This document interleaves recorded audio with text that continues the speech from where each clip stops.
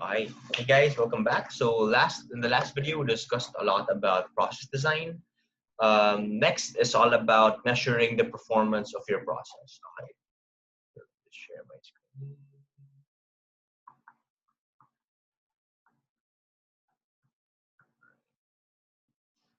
So, okay, here we go.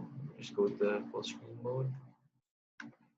Okay, so the measuring the performance of a process usually takes shape in two ways. So productivity and quality, or quantity and quality. So these are two dimensions that will allow you to kind of get a pretty good sense of how effective and how efficient your specific process is. So usually it's best to take these two together and not just parang look at it on one aspect. Kasi honestly sabihin natin, you're producing a lot of content, pero if your content is trash or if it's low quality, wala rin kwenta. Or you could be producing really, really high content, really high quality content, pero if you're not able to produce it enough to fulfill demand, di wala rin eh. So you kind of really need a balance of these two to have an effective and efficient process. Okay, so productivity. So basically, um, this is the focus for this video. Kasi we will actually have a separate topic for quality management because quality is a whole different animal in itself. So we'll stick to productivity or basically the quantity first. So what productivity? So operations management refers to the activities that relate to the creation of goods and services through the transformation of inputs to outputs. So you guys have heard this before when I defined process. So next, the more efficiently we make this change or this transformation, the more productive we are and the more value is added to the goods or services provided. So yeah, it's very, very straightforward on what productivity is. So it it refers the ratio of the number of outputs to the number of inputs. So in essence, productivity is not actually just quantity. It's more of quantity being produced in relation to the quantity inputted. So how good is your process or how efficient is your process in turning those inputs into outputs? So the less input that is necessary for more output, the better. So basically it becomes in a way cheaper or more efficient. So that's the correct term. It's more efficient when you have a highly productive process. So an increase in productivity implies an increase in efficiency. So increasing the number of output. So there are two main ways on how you can increase efficiency or how you can increase productivity. So the first one is increasing the number of outputs while keeping your inputs constant. The second one is decreasing the number of inputs while keeping the outputs constant.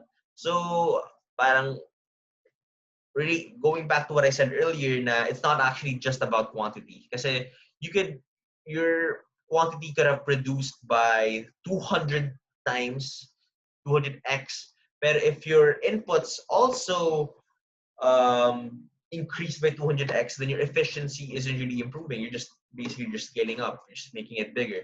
You won't have economies of scale if you do this, and you'll have a less productive, less efficient process.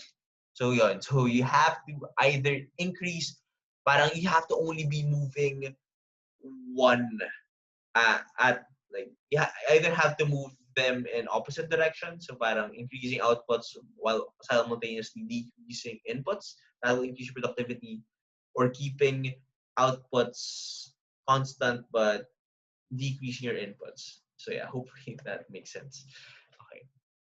So there are two ways of measuring productivity. So alam naman natin na in any business, in any process, we don't usually just have one input. We have a multitude of different inputs to create a single output. So with this, there are two ways to measure productivity. So the first one is single factor productivity, which we will be discussing now. And the second type is multi-factor productivity. Okay, so let's start with single factor productivity. So just a quick definition. Basically, it's just using one input to measure the efficiency of your process or your productivity. So you either use your labor cost, labor capital, capital cost, etc., or maybe even labor hours. So there are a lot of different inputs that you can actually use. Okay, so let's have an example. So Carbondale Casting produces cast bronze. Okay, sorry, wait lang.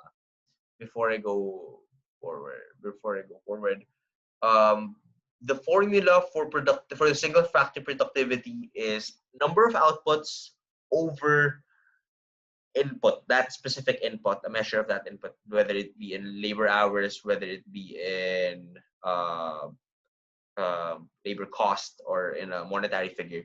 So basically, to know what unit of measurement you should be using, you're gonna have to refer to usually the word problem or what measure you already have, or basically what measure you can get for all your different para input. So if you kind of want to standardize it, cost is always better because it's a lot more standard. So parang labor, you can have labor hours, you can also have labor cost, but you can't really, you have capital cost, but you don't really have capital hours. So parang that's why parang cost or monetary value is used more often, but it's a lot more standard with different types of inputs. Okay.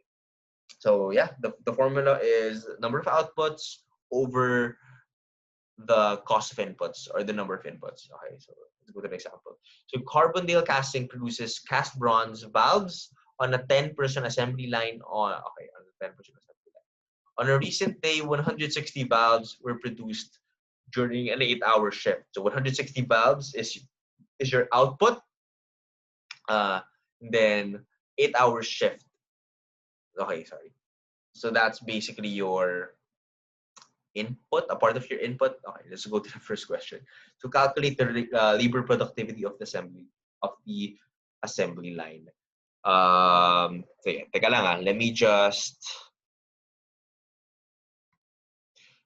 bring out my notepad para it's a little bit easier to visualize.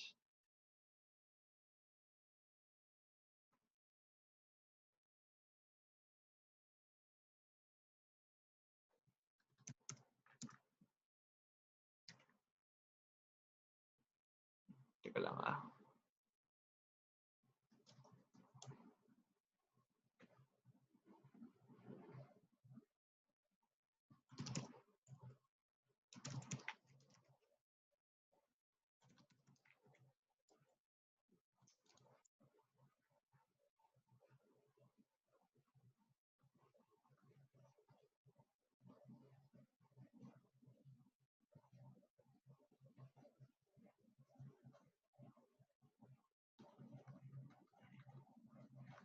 sorry.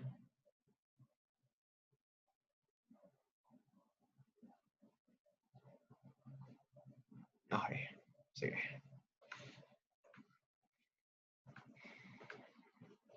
Okay, so productivity is equal to output over your input. And then the problem states that,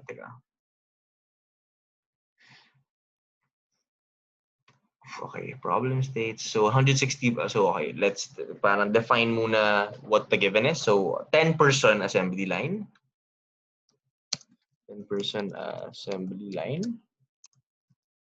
Next is, 160 valves. 60 valves. So basically this is your output. And then 8-hour shift, if I remember correctly, during an 8-hour shift. So 8-hour shift. So output. So we already have that. So that's 160.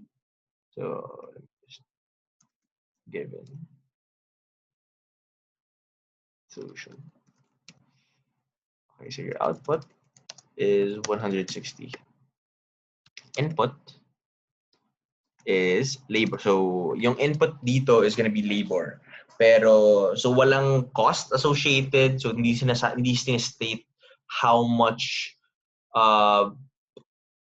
it costs for 1 labor hour. So for this example, we will be using labor hours as the unit of measurement for the input. Okay, so hopefully it still makes sense. So basically, what you're just trying to figure out for this example is per unit of measurement of input is how many unit of measurements of outputs. So usually hindi naman super important kung ano yung unit of measurement. It kind of depends on the problem. Yeah. Okay, so for the input you have 8 hours. 8 labor hours. Pero that's just for one person. As stated in the problem, it's a 10-person assembly line. So that means you have 10 people working 8-hour shifts. So this equates to 80 hours in total. 80 labor hours, to be specific. Labor hours. So just parang inputting that in the formula. So productivity is equal to output, so 160, over your input, which is 80 labor hours. So 160, put the unit of measurement, valves over 80 labor hours. That gives us 2 valves per labor hours. That's the answer. Okay, good, good. Okay, so let's move on to another example. So in December, General Motors produced 6,600 customized vans at its plant in Detroit. The labor productivity at this plant is known to have been 0.10 vans per labor hour during that month. So 300. Oh, wait, sorry. Di pa pala tapos. Meron pa palang additional questions sa example 1. Apologies for that. Okay, so the manager of Carbondale Casting changed the layout and was able to increase production to 180 units per 8-hour shift. What is the new labor productivity per hour? So fairly straightforward. It's pretty straightforward. You have to just change your output to 180. So the solution becomes productivity is equal to 180 valves over 80 labor hours. This gives me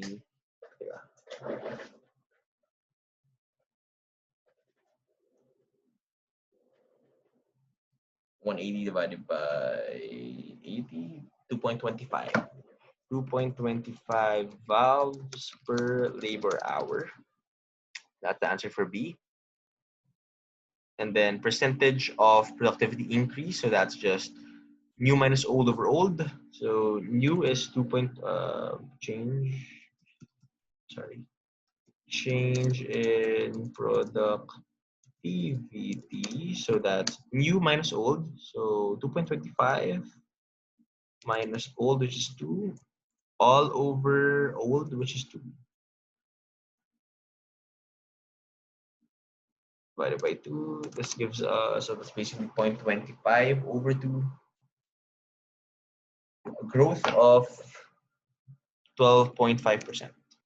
So yeah, that's these are the answers to the first example.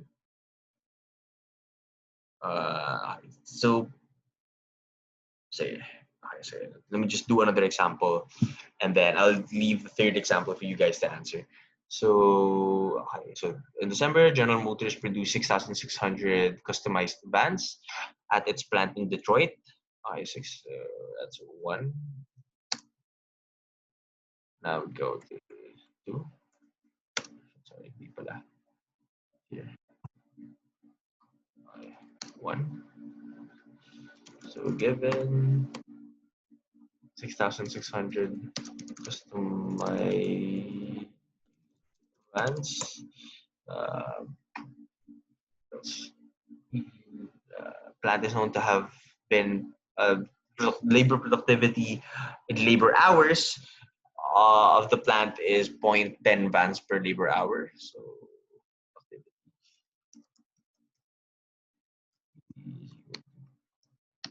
vans per labor hour. Okay. next. And then 300 laborers were employed at the plant that month. So 300 laborers. Okay, so how many hours did the average laborer work that month? Okay, so to actually solve this, it just requires a little bit of basic algebra. So we know that productivity is equal to output over input. We know that productivity is 0.10. This is equal to your output of 6,600 divided by 300, because there were 300 laborers, and then you would, since it's labor hours, you need to multiply this by a variable, by a number, to get the number of hours worked by all these laborers combined. So that's basically just X. So if we were to solve for X really quickly, I'm just gonna solve it here on my phone.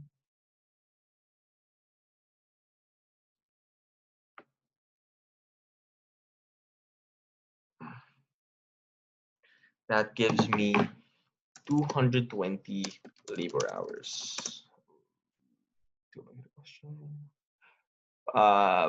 Per laborer that month. That's the average. Okay. Second part of the problem is if productivity can be increased to 0.11 bands per labor hour, how many hours the average laborer worked that month? So basically still algebra. You'll just have to make this 0.1 instead of 0.10. So solving that, 0.166.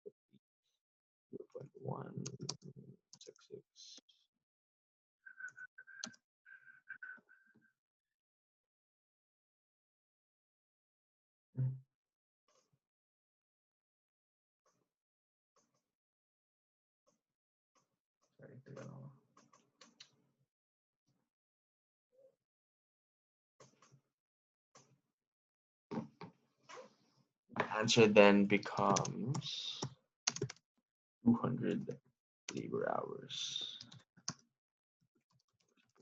Labor that month on average.